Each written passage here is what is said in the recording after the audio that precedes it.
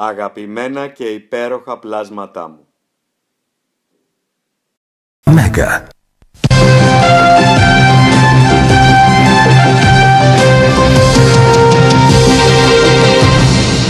Καλησπέρα σας κυρίες και κύριοι. Θύελλα αντιδράσεων προκαλεί η ενέργεια του Προέδρου της ΚΟΠ Κωστάκη Κουτσοκούμνη να λάβει μέρος σε φιλικό... Sorry.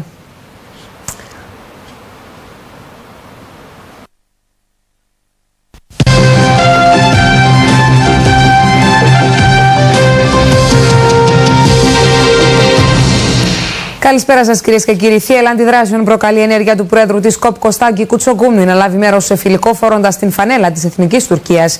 Η κυβέρνηση, τα κόμματα, ποδοσφαιρικά σωματεία και οργανωμένοι οπαδοί κατακεραυνώνουν τον κύριο Κουτσοκούμνη ζητώντας την παραίτησή του.